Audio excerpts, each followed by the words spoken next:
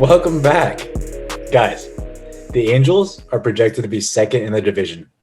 I have no idea how that's a thing, but I'm super glad that it is. Also, because I'm talking about baseball, it means baseball season is right around the corner, which means we get a division preview brought to you by Tyler. Take it away, man. Sir. Yeah, we'll be talking about that AL West division next week. But boys, spring training is starting this week.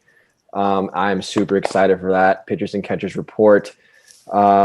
So baseball, like as James said, is right around the corner. We talked about the AL East last week. This week, we're talking about the AL Central, which was one of the most tightly competitive races in 2020. The top three teams all finished within one game of each other. This season, I think it's not going to be a three-team race, but we'll talk about that a little bit later. So we'll start off with the reigning AL Central champions, the Minnesota Twins, who in 2020 finished first with a 36-24 record. They lost in the first round to the Houston Astros to extend their playoff losing streak to a North American sports record 18 straight games. I'm going to ask James about that a little bit later. But let's look into what they've done this offseason. They were pretty busy. First, they lost a couple of their big starting pitchers. Jake Odorizzi left in free agency, and Dick Mountain Hill is also gone. But they re-signed their DH Nelson Cruz, the 40-year-old wonder, still killing it. And they signed some veteran leadership. They signed shortstop Andrelton Simmons. They signed relief pitcher Alex Colomé. And they also signed left-handed pitcher J.A. Happ. Their projected rotation is as follows: Kenta Maeda, Jose Barrios, Michael Pineda, J.A. Happ, and Randy Dobnik. Their projected lineup, the catchers will be Mitch Garver and Ryan Jeffers. First baseman, Miguel Sano. Second baseman will be Alus Arias and Jorge Polanco. Shortstop, Andrelton Simmons. Third baseman, Josh Donaldson. The outfielders will be Max Kepler, Brian Buxton, and Alex Krylov. And the DH is Nelson Cruz. The bad for this team, they lost some experience on the pitching side, as I mentioned. Some injury concerns for this lineup, especially with those older guys, Josh Donaldson. And the postseason play has been absolutely pitiful, as I mentioned earlier. That series they had against the Astros was one of the worst postseason performances I've ever seen in recent memory. They couldn't pitch, they couldn't field, they couldn't hit. I mean, it was horribly awful.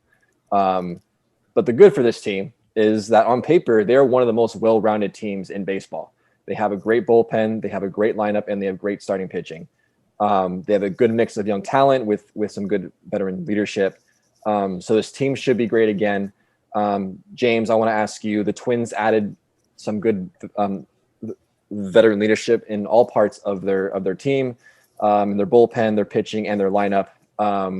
Of the guys, Alex Colomé, J.A. Happ, and Andrelton Simmons, which of those players do you think will make the biggest impact on this team?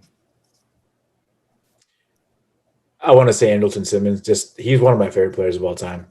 But I think they all have an impact in different ways that all adds up to a great season for the team. I mean, they all play different positions, right? Colomé is a relief pitcher. J.A. Happ is more of a starting pitcher. And Simmons is on the field. So they have different leadership styles that will defer to different spots in the field depending on where they're playing. So I think that having the combination of all of them, they're all experienced players, will have a really good impact on this team.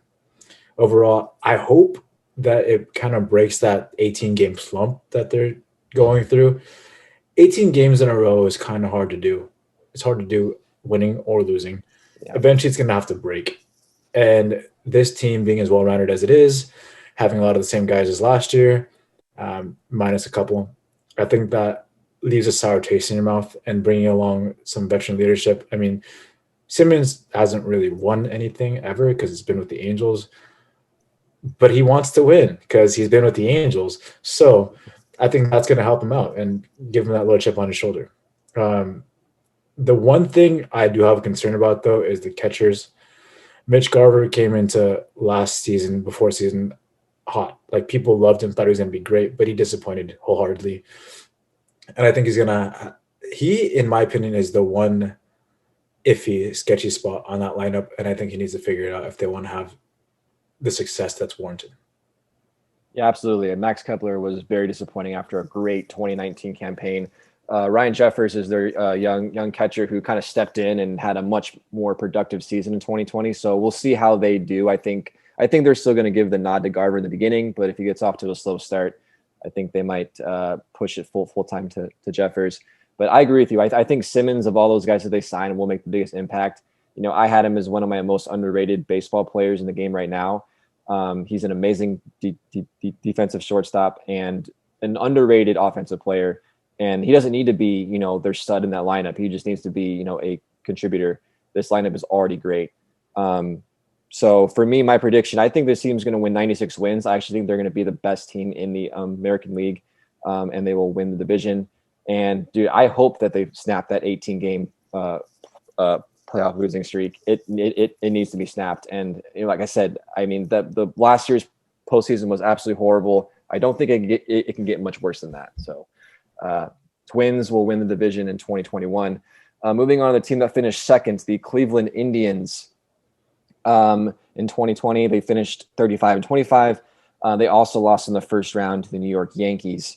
In the offseason, they lost Francisco Lindor and Carlos Carrasco in that big trade to the Mets, and that's pretty much it. So they didn't really do anything else.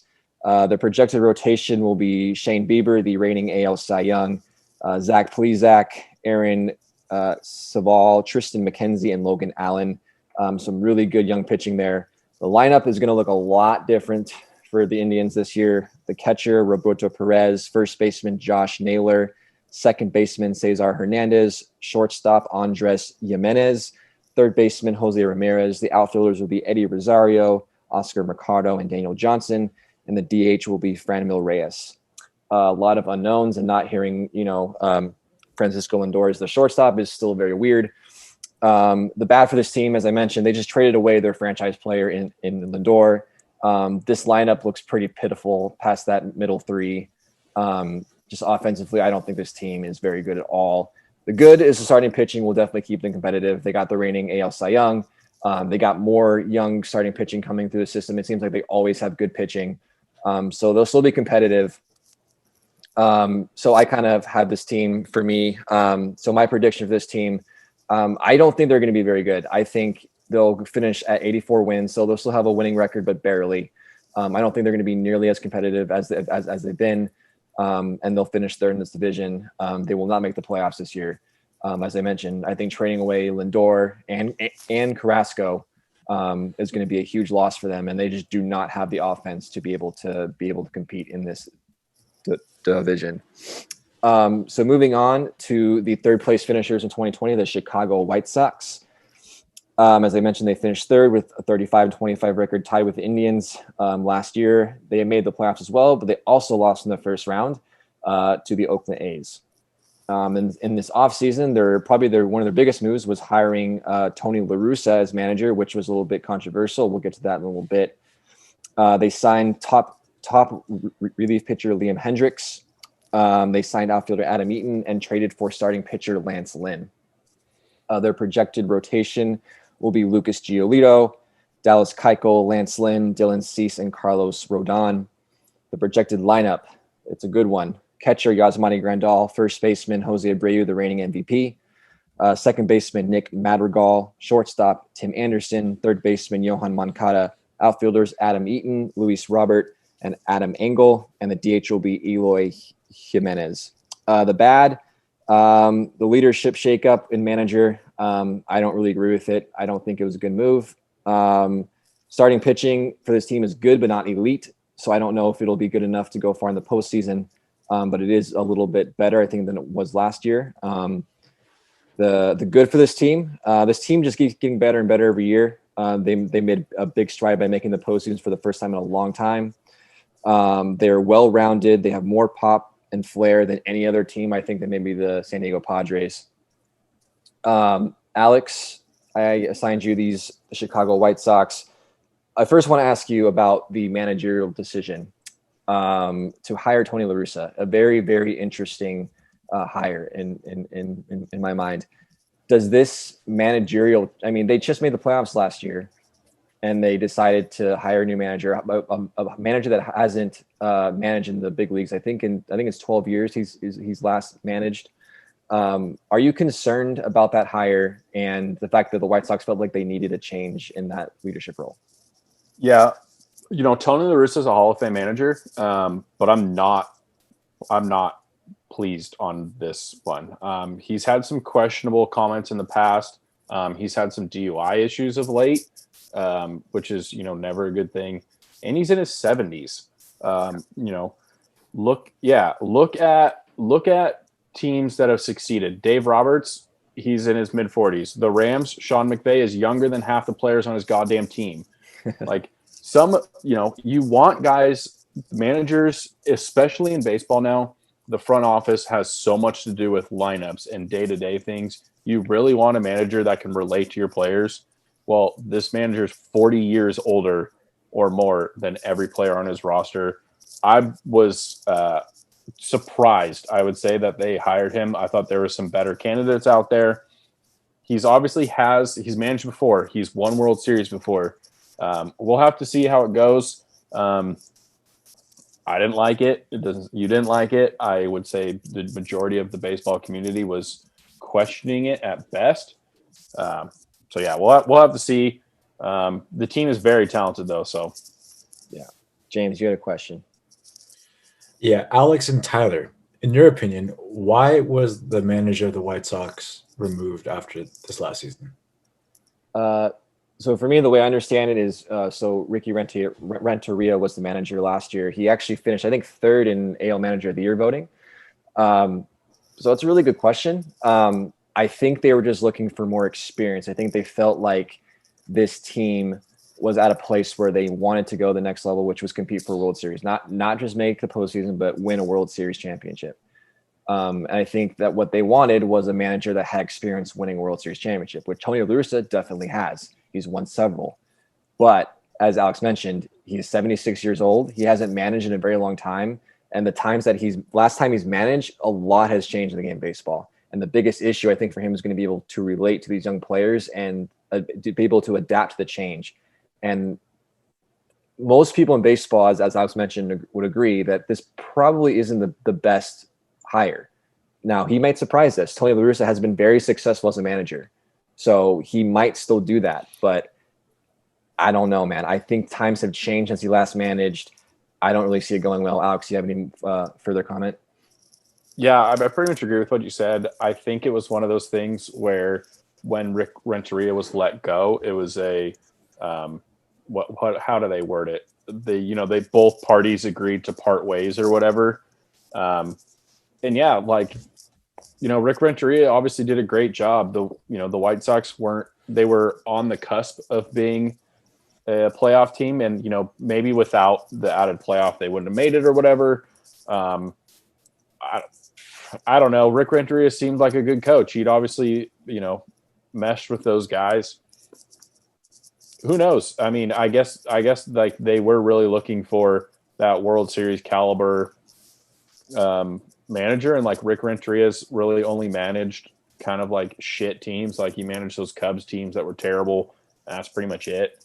I don't know. I kind of feel bad for the guy, honestly. Yeah, I thought he was cut short too soon. But James, you had one other question. You said that Tommy La Russa, right? Is his name Tony? Tony La Russa. There we go. He's coming in at 70 years of age, and he doesn't sound like he has the best health habits, coming in with multiple DUIs as well. This COVID hasn't gone away. COVID affects the older population at a higher rate than it does the younger, healthier population. So does Tony La Russa make it through the season without stepping out for a couple of days because he's afraid of the coronavirus? Yeah, James, you're bringing up all the good questions and the good logic that I think most people would go into not hiring Tony La Russa. For whatever reason, the ownership of the White Sox disagrees with everything that you're saying and decided to do it anyway. So I agree with you. I mean, he's COVID's going to be a concern for him. He's around these younger guys. COVID is going to spread at some point. There's a good chance that he might be exposed to it, and that could be a problem. So the White Sox hopefully have a plan in place for that. But yeah, I mean, this really, you ask any logical baseball mind, this move does not make any sense at all. Other than the fact that he does have a lot of good experience, and he's won it before. He's won it several times. He is a Hall of Fame manager. He is in the Hall of Fame. So he is very good at what he does. But like I said, I think he's way past his prime. So they're kind of, almost, digging it up from his grave, so to speak, and kind of bringing it back and see if he can do it again. So we'll see what happens with that. Rude to say. Yeah, we'll see. All right, moving on to the Kansas City Royals here, who finished fourth place in 2020 with a record of 26-24. In the offseason, they just had a big trade. They got Andrew Benintendi from the Red Sox. They also signed relief pitcher Wade Davis, who won a World Series with them a few years ago. They signed first baseman Carlos Santana, and they also signed starting pitcher Mike Minor. So a few pretty decent moves there for the offseason for the Royals. Their projected rotation will be Danny Duffy, Brad Keller, Mike Minor, Chris Bubick, Brady Singer, and Jake Junis. The projected lineup will be catcher Salvador Perez, first baseman Carlos Santana, second baseman Nicky Lopez, shortstop Adalberto Mondesi, third baseman Hunter Dozier, outfielders Whit Merrifield, Andrew Benintendi, and Michael Taylor, and the DH will be Jorge Soler. The bad for this Royals team, they're still in rebuild mode, so they're probably not going to win a whole lot of games. Their starting pitching lacks depth and will struggle. This is going to be not a great starting pitching staff. They got a great tool starting pitching prospect, so they got a lot of great young arms coming up through their system, so that's going to be something to look forward to. The lineup will be competitive. I think this lineup offensively is pretty solid, and they're pretty close, I would say, offensively to being a contender, but I think they're just still waiting for those young pitchers to kind of come up through the system before they really start making moves. So Alex, you had this team. Your fiance is a huge Royals fan, so that's probably the reason why you picked to cover this team. That is. Yeah. So first question I want to ask you, over under 75 wins on the season? Over. Okay. Over. Wow. I think. Is that because Ashley is listening? No, she's in the other room. She's got the puppy. She has no idea what's going on. I gave her a bottle of wine. We're good. Okay. I legitimately think this Royals team was going to be one of the more underrated teams in baseball. Think about it. Jorge Soler could lead the league in homers easily. Whit Merrifield could lead the lead in hits easily. Alberto Mondesi could lead the league in steals. Their offense is good enough. If Mike Minor can bounce back, he had a great year 2 years ago in Texas. Brady Singer had a really big first big year with them last year. If Danny Duffy can be anything like he used to be, Jacob Junis is pretty good. If their starting pitching can be good enough, I think they could be flirting with 500. All right. I'm going to say they're going to be under.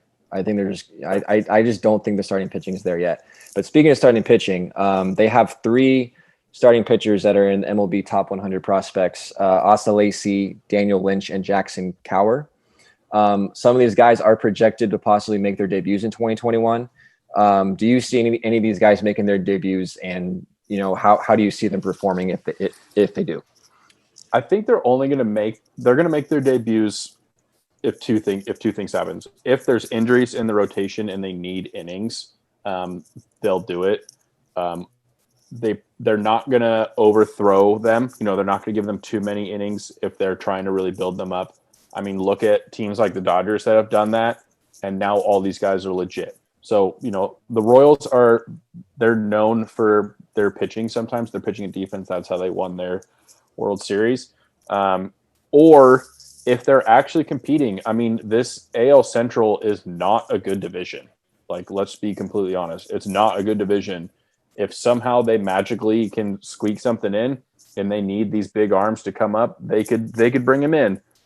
Will they perform well? I mean, they're probably not going to, be Jacob deGrom or somebody like that, but they're obviously talented young arms. And we'll see. They could perform well. They play the Tigers, so that's always good. That is always good. Yeah, I think the future is bright in Kansas City. I think they're very close to being very competitive. So we'll see if any of those guys make their debuts in 2021. For me, I think they're going to finish under 500, right around 74 wins. They'll finish fourth. But Alex, I do agree with you. I think that offense is dirty. I think they have a very good starting lineup, and they could surprise some people. I mean, I think there's a very realistic chance that they could finish better than the Indians this season. So we'll see. Moving on to the last place finishers in the AL Central last year, the Detroit Tigers. They finished fifth with a 23-35 record. A lot better than I think some people expected, actually. Offseason, their biggest move was hiring former Astros manager, AJ Hinch. They also signed outfielder Nomar Maraza, infielder Jonathan Scope, and catcher Wilson Ramos. Their projected rotation will be Matt Boyd, Spencer Turnbull, Michael Fulmer, Jose Urena, Tariq Skubal, that is a real name, I didn't make that up, Erasmo Ramirez, and we'll see if Casey Mize, their top pitching prospect, will have some big league time in 2021. Their projected lineup will be catcher Wilson Ramos, first baseman Renato Nunez, second baseman Jonathan Scope, shortstop Willie Castro, third baseman Yamir Calendario, that's a tough one, outfielder Nomar Maraza, Robbie Grossman, and Jacoby Jones, and the DH will be the all-time great Miguel Cabrera. The bad with this team, they're still in rebuild mode. They just don't have the talent yet to be competitive. The good, they got a lot of good talent coming. They got the 5th-ranked farm system in the bigs right now. But I still think that they're a few years from getting to that point. So Traden, the first thing I want to ask you is about the AJ Hinch hire. Of course, he had his 1-year suspension last year with the cheating scandal as a member of the Houston Astros. He was hired on to take the helm of this Tigers team. As you look at AJ Hinch, he was kind of a scapegoat as part of that cheating scandal. Wasn't really a leader of it, but he also didn't really do anything to stop it either. That's a whole nother podcast for discussion. But do you think that this will be a negative distraction for the Tigers, or do you think that he will contribute to this team's future success? I mean, some of the players have already come out and said, let's play baseball. Let's move on. It's in the past. Let's move on. And I know that you guys in baseball and the baseball community, this left a black eye for the entire league. This left a black eye a huge black eye for AJ Hinch. But I just think that Detroit's in a point where they're in rebuild mode, and it's either let this guy do what he does and not let the issues in the past become a distraction, or you let them become a distraction and you completely throw out everything that you've been building that you've been tanking for the last some years. I actually like to hire. I know that he didn't help really do much to prevent the issue, the cheating issues. But here's the deal: like, the guy is a good manager. He's very good. I mean, he did a very good job with the Astros. Going in back in 2015, where he did not have a losing season. The Houston Astros never had a losing season under Hinch. That's a big thing, and they were dog shit before that.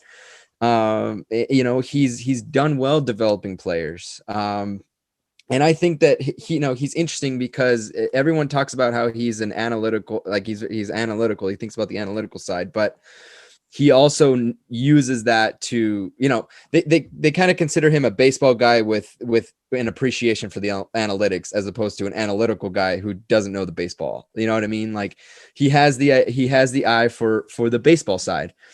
Unlike, whoever the manager of the Rays is, that issue would have never happened under AJ Hinch. I would like to think, because he looks at things kind of holistically, and he uses that to makes decisions.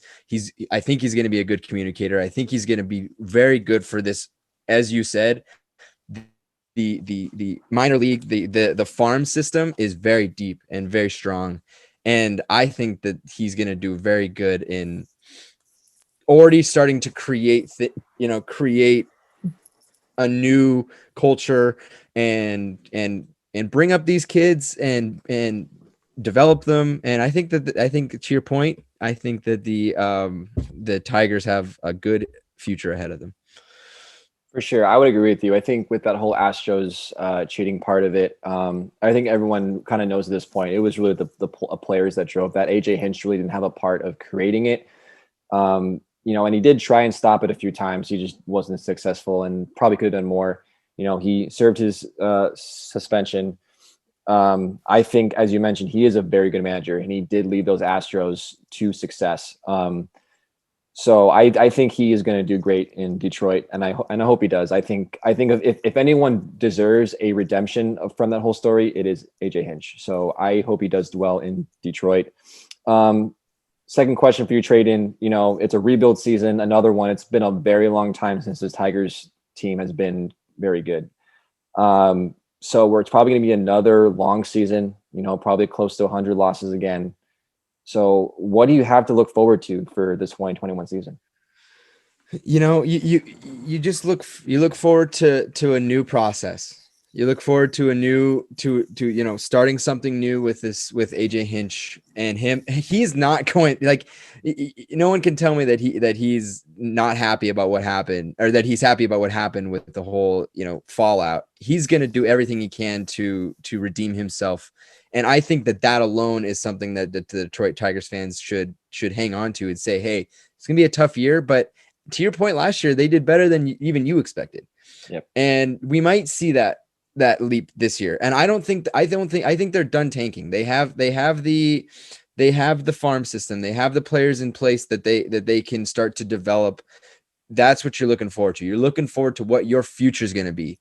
And, sometimes that's all you got as a fan, and you just got to appreciate, hey, this is something new. Maybe this is something that we can hang on to. And I'm glad you gave me this team, because this team kind of feels like the Edmonton Oilers in a sense, where they've had so many problems for years and years, and we finally, they finally get some stability at the base of it, at the front office, some new blood, something that someone's going to come in there and change this organization. And I think the Tigers fans should be very happy about that.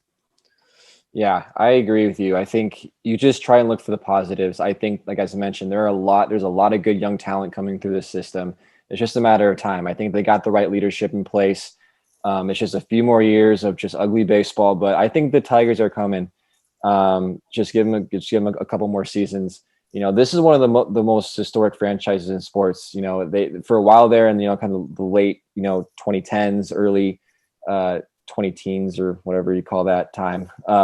They were pretty good, and they made the World Series a couple of times and fell short. I would love to see the Tigers come back. I think that fan base in Detroit deserves it, but as far as 2021 goes, it's going to be another losing season. I'm going to give them 60 wins, and they'll finish last again in the AL Central. So real quick to wrap up this segment, we're going to go around the horn and see everyone's final standings predictions. So starting off, I'm going to go with the Twins will win the AL Central. In second place will be the White Sox. Third will be the Indians. Fourth, the Royals. And fifth, the Tigers. James, what do you got? Twins, White Sox, Royals, Indians, and Tigers. All right. Alex. God damn it, James. I got White Sox, Twins, Royals, Indians, Tigers. All right. And Traden. Yeah, I got Twins, White Sox, Indians, Royals, Tigers. All right. So we all agree for the Twins will win, except for Alex, who's going to pick the White Sox, which that will be a really good race between the Twins and the White Sox. I think the Twins are slightly more well-rounded, and that Tony La Russa thing is going to be real interesting. I think for me, that's the biggest story to watch in the AL Central this year. But James, that's all I got for the AL Central. Great, dude. I love it. That was another really good division preview. I look forward to next week when I get to talk about my team, the Angels, and how they're going to win that division. That'll be fun.